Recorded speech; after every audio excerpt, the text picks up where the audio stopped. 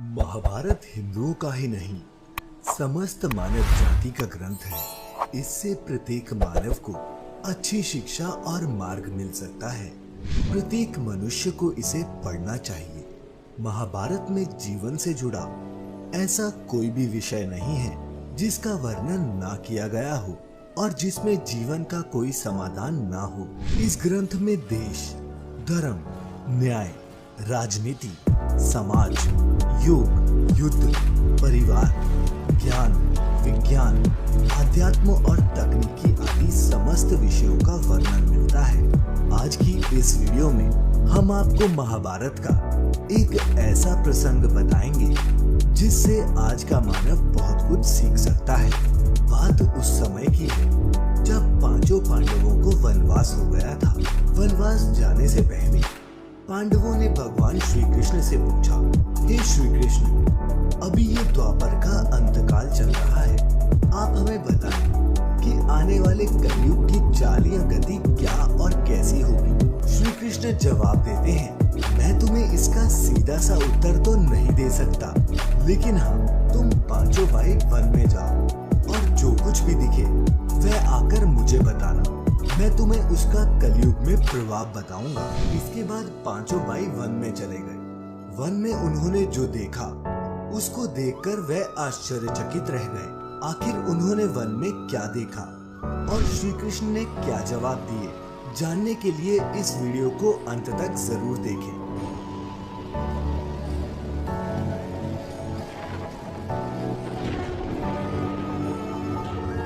नमस्कार और स्वागत है आप सभी का the divine tales YouTube channel पर एक बार फिर। और आइए अब शुरू करते हैं ये रोचक प्रसंग। श्री कृष्ण के कहे अनुसार पांचों पांडव अलग अलग दिशाओं से जंगल की ओर निकले। युधिष्ठिर भ्रमण पर थे तो उन्होंने एक जगह पर देखा कि किसी हाथी की दो सूंड है। ये देखकर युधिष्ठिर के आश्चर्य का ठिकाना नहीं रहा। अर्जुन दूसरी दिशा में भ्रमण पर थे। कुछ दूर जंगल में जाने पर उन्होंने जो देखा उसे देखकर वे भी आश्चर्य में पड़ गए। उन्होंने देखा कि कोई पक्षी है जिसके पंखों पर वेद की रचनाएं लिखी हुई है, पर वह पक्षी मुर्दे का मांस खा रहा है। अर्जुन कुछ समझ नहीं पाए। दोनों भाइयों की तरह भीम भी भ्रमण पर थे। भीम ने जो देखा वह भी आश्चर्यजनक था। उन्होंने देखा कि गाय ने बछड़े को जन्म दिया है, लेकिन जन्म के बाद वह बछड़े को इतना चाट रही है कि बछड़ा लहूलुहान हो गया। सहदेव जब भ्रमण पर थे तो उन्होंने चौथा आश्चर्य देखा कि 6-7 कुएं हैं और आसपास के कुओं में पानी है, किंतु बीच का कुआं खाली है। बीच का कुआं गहरा है, फिर भी पानी नहीं है। उन्हें ये देखकर घोर आश्चर्य हुआ कि ऐसा कैसे हो सकता है। नकुल भी भ्रमण पर थे और उन्होंने भी एक आश्चर्यजनक घटना देखी। नकुल ने देखा कि एक पहाड़ के ऊपर से एक बड़ी सी शिला लुढ़कती हुई नीचे आ रही है। कितने ही वृक्षों से टकराकर उनको नीचे गिराते हुए वो आगे बढ़ जाती है। विशालकाय वृक्ष भी उसे रोक न सके। इसके अलावा वह शिला कितनी ही अन्य शिलाओं के साथ टकराई, पर फिर भी वह नहीं रुकी। अंत में एक अत्यंत छोटे पौधे का स्पर्श होते ही वह स्थिर हो गई। इसके बाद पांचों भाई एकत्रित हुए और शाम को भगवान कृष्ण को अपने अनुभव सुनाए। सबसे पहले युधिष्ठिर ने कहा, मैंने तो पहली बार 2 सूंड वाला हाथी देखा। ये मेरे लिए तो बहुत ही आश्चर्यजनक था। इसके जवाब में श्री कृष्ण कहते हैं, कलयुग में ऐसे लोगों का राज्य होगा जो दोनों ओर से शोषण करेंगे, बोलेंगे कुछ और करेंगे कुछ और ही। मन में कुछ और होगा और कर्म कुछ और ही होगा। ऐसे ही लोगों का कलयुग में राज होगा। तुम कलयुग आने से पहले तक राज्य कर लो। युधिष्ठिर के बाद अर्जुन ने कहा कि मैंने जो देखा है वह तो इससे भी कहीं ज्यादा आश्चर्यजनक था। मैंने देखा कि एक पक्षी के पंखों पर वेद की ऋचाएं लिखी हुई है, पर वह पक्षी मुर्दे का मांस खा रहा है। तब श्री कृष्ण कहते हैं, इसी प्रकार कलयुग में ऐसे लोग रहेंगे जो बड़े ज्ञानी और ध्यानी कहलाएंगे। वे ज्ञान की चर्चा तो करेंगे, लेकिन उनके आचरण राक्षसी होंगे। वे बड़े पंडित और विद्वान कहलाएंगे, किंतु वे यही देखते रहेंगे कि कौन सा मनुष्य कब मरे नाम से संपत्ति कर जाए। हे अर्जुन, संस्था के व्यक्ति विचार करेंगे कि कौन सा मनुष्य मरे और संस्था हमारे नाम पर हो जाए। हर जाति धर्म के प्रमुख पदों पर बैठे विचार करेंगे कि कब किसका श्राद्ध हो, कौन कब किस पद से हटे और हम उस पर चढ़ जाएं। चाहे कितने भी बड़े लोग हों, किंतु उनकी दृष्टि तो धन और पद के ऊपर ही रहेगी। ऐसे लोगों की बहुतायत होगी। अर्जुन के सवाल के जवाब के बाद भीम ने अपना अनुभव सुनाया।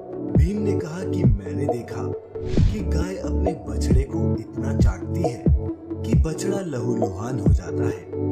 तब श्री कृष्ण कहते हैं, कलयुग का मनुष्य शिशुपाल हो जाएगा। कलयुग में माओ की बच्चों के लिए ममता इतनी बढ़ जाएगी कि उन्हें अपने विकास का अवसर ही नहीं मिलेगा। मोह माया में ही घर बर्बाद हो जाएगा। किसी का बेटा घर छोड़कर साधु बनेगा तो हजारों व्यक्ति दर्शन करेंगे, किंतु यदि अपने बेटे ने साधु बनना चाहा तो रोएंगे कि मेरे बेटे का क्या होगा। इतनी ज्यादा ममता होगी कि उसे मोह माया और परिवार में ही बांध कर रखेंगे और उसका जीवन वहीं खत्म हो जाएगा। वास्तव में लड़के तुम्हारे नहीं हैं, वे तो बहुओं की अमानत है। लड़कियां जमाइयों की अमानत है और तुम्हारा ये शरीर मृत्यु की अमानत है। तुम्हारी आत्मा परमात्मा की अमानत है। इसलिए तुम्हारा अपने शाश्वत संबंध को जानना आवश्यक है। भीम के बाद सहदेव ने पूछा, हे श्री कृष्ण, मैंने जो देखा उसका क्या मतलब था? मैंने ये देखा कि 5-7 बड़े कुओं के बीच एक गहरा कुआं बिल्कुल खाली है, जबकि ऐसा संभव कैसे हो सकता है? भगवान कृष्ण ने जवाब में कहा, कलयुग में लोग लड़के लड़की के विवाह में, मकान के उत्सव में, छोटे बड़े उत्सवों में तो लाखों रुपए खर्च कर देंगे, परंतु पड़ोस में ही यदि कोई भूखा प्यासा मर रहा होगा तो ये नहीं देखेंगे कि उसका पेट भरा है या नहीं। उनका अपना ही सगा भूख से मर जाएगा और वे देखते रहेंगे। दूसरी ओर मौज, मदिरा, मांस भक्षण, सुंदरता और व्यसन में पैसे उड़ाएंगे, किंतु किसी के 2 आंसू पहुंचने में उनकी रुचि न होगी। कहने का तात्पर्य ये है कि कलयुग में अन्न के भंडार होंगे, लेकिन लोग भूख से मरेंगे। सामने महलों बंगलों में ऐशो आराम चल रहे होंगे, लेकिन पास की झोंपड़ी में आदमी भूख से मर जाएगा। सहदेव के बाद नकुल ने श्री कृष्ण को बताया कि मैंने भी एक आश्चर्य देखा। वह ये कि एक बड़ी सी चट्टान पहाड़ पर से लुढ़की। वृक्षों के तने और चट्टाने भी उसे न रोक पाए, किंतु एक छोटे से पौधे से टकराते ही वह चट्टान रुक गई। समझ नहीं पाया कैसे। श्री कृष्ण ने कहा, कलयुग में मानव का मन नीचे गिरेगा, उसका जीवन पतित होगा। ये पतित जीवन धन की शिलाओं से नहीं रुकेगा, न ही सत्ता के वृक्षों से रुकेगा, किंतु हरि नाम के एक छोटे से पौधे से, हरि कीर्तन से मनुष्य जीवन रूपी पौधे का पतन होना रुक जाएगा। इसलिए भक्तों, हरि भजन ही कलयुग में मोक्ष पाने का एकमात्र उपाय है। उम्मीद है आपको ये पौराणिक प्रसंग अच्छा लगा होगा। आप इस घोर कलयुग के बारे में क्या सोचते हैं? नीचे कमेंट्स में हमें जरूर बताएं। अगर आप हमें फेसबुक पर देख रहे हैं तो